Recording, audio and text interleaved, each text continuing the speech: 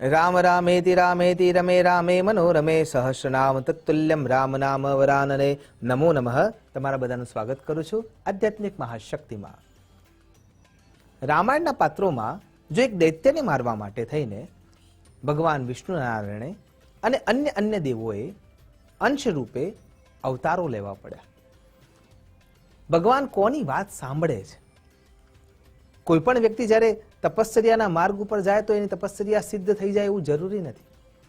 પણ આ દુનિયામાં પૃથ્વી લોકમાં બે વ્યક્તિઓ એવી છે કે જેના આરાધનમાં, જેના શબ્દમાં ભગવાન સંપૂર્ણ વિશ્વાસ રાખે છે. અને એમાં સૌથી પહેલું જે નામ છે એ છે ગાય માતા, અને બીજું નામ છે સુયોગ્ય બ્રહ્મ, એટલે કે બ્રાહ્મણ દેવતા, તપસ્વી, યતિ, સંન્યાસી, શ્રેયસ્કર, યોગી. અને એટલા માટે જ દેવો દ્વારા જ્યારે આ આયોજન કરવામાં આવે છે કે અમને તકલીફ પડી રહી છે, ત્યારે ભૂમિમાં ધરતી ગાય રૂપે ત્યાં જાય છે અને બ્રાહ્મણોનું આલંબન લઈ અને વૈકુંઠમાં જઈને ફરિયાદ કરે છે. એટલા માટે ભગવાન સૌથી પહેલા, ગાયનો સ્વભાવ પણ આ જ રીતનો હોય છે. ગાય ક્યારે એમનેમ બરાડા પાડતી નથી, એ ભાંભરતી એમનેમ જરાય નથી. એ ક્યારે ભાંભરે છે? જ્યારે એને તકલીફ થાય છે. અને એટલા માટે જે ગૌપાલક છે એ ગાય બોલવાનું શરૂ કરે ત્યારે એને અનસુનું કરી શકતી નથી. અને એટલા માટે ભગવતી પરાંબા કામધેનુ ત્યાં સૌથી પહેલા અરજી મૂકે છે. અને એની અરજીને પૂર્ણ કરાવવા માટે જે મધ્યસ્થી છે એ બ્રહ્મચિંતેષુ બ્રાહ્મણાહ, એ બ્રાહ્મણ દેવતાઓ છે, ઋષિઓ છે.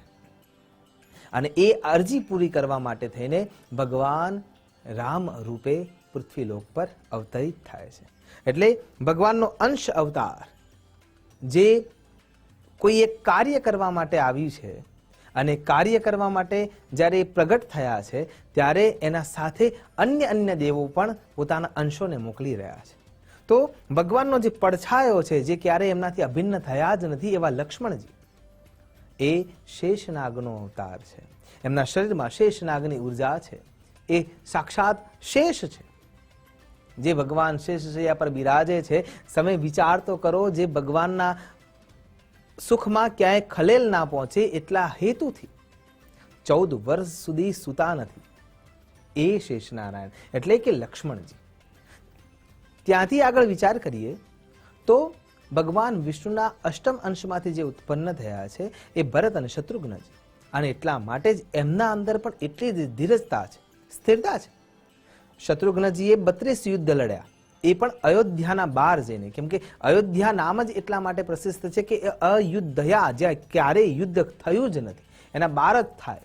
અને એટલા માટે એ સાક્ષાત નીતિ માર્ગી છે. એનાથી આગળ જો વિચાર કરીએ તો હનુમાનજી મહારાજ, ભગવાન સાંબ સદા શિવ, એમનો એકાદશ રુદ્રનો ભાગ, પવનદેવના ઔરસ પુત્ર, કેસરી નંદન, કેસરીના અંશમાંથી ઉત્પન્ન થનાર મારુતનંદન, પવનના અંશમાંથી ઔરસતા પ્રાપ્ત કરીને ઉત્પન્ન થનાર શિવજીનો ભાગ, સાક્ષાત શિવ એટલે હનુમાનજી મહારાજ. ત્યાંથી આગળ વિચાર કરીએ તો સુગ્રીવ, અને સુગ્રીવ એ સૂર્યનો અંશ છે, અને વાલી એ ઇન્દ્રનો અંશ છે.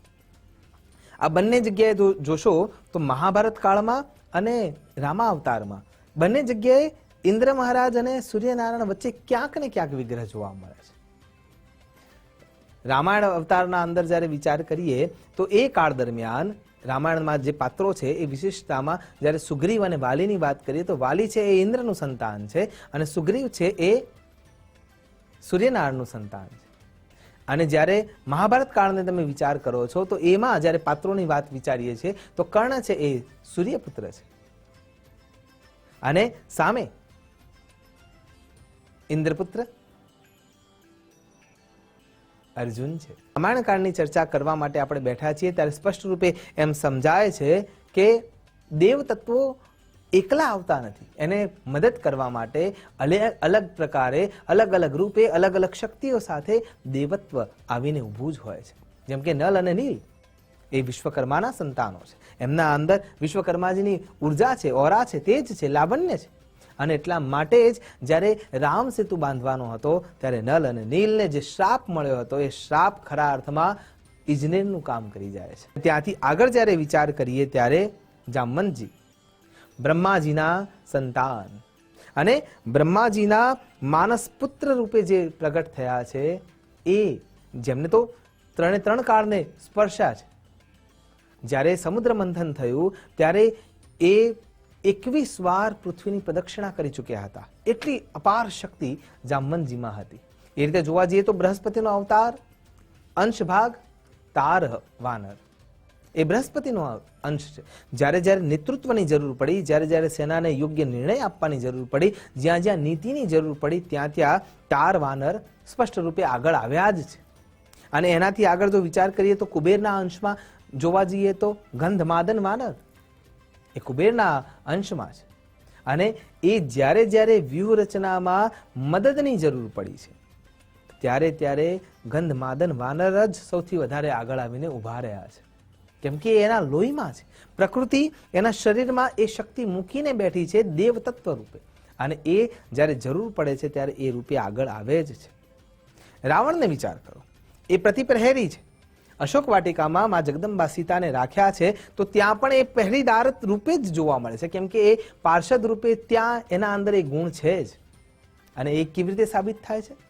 લંકિનીને યાદ કરો, એને પહેરાદાર તરીકે રાખી છે. એના આગળ જ્યારે સમુદ્રના ભાગમાં જોવા જઈએ છીએ ત્યારે સિંહિકા નામની રાક્ષસીને એને પહેરાદાર રૂપે રાખી છે. અહીંયા સીતા માતાના મનના વિચારોને ઓળખવા માટે થઈને અલગ અલગ રાક્ષસીઓ તો છે જ, પણ મુખ્ય દાસી એમને ત્યાં રાખી જ છે ત્રિજટા, કે જેથી કરીને એમની વાતને સુખ મળે.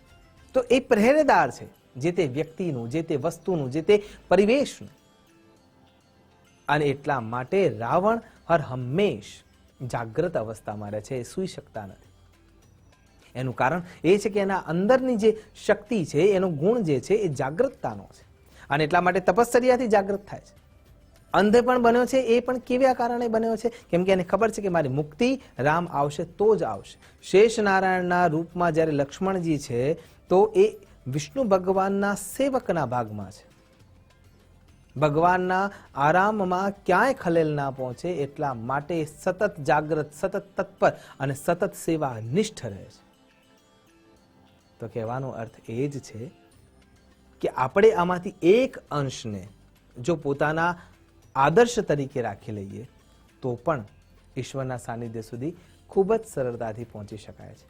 આશા કરું છું રામા અવતારના જેટલા જેટલા પાત્રો છે અને રામાયણ કાળના જેટલા જેટલા અંશો છે, એ બધા જ અંશો આપણા ઉપર કૃપા કરનારા બની રહે અને આપણું જીવન ખૂબ જ સરળતાથી ઈશ્વરના સાનિધ્ય સુધી પહોંચી શકે.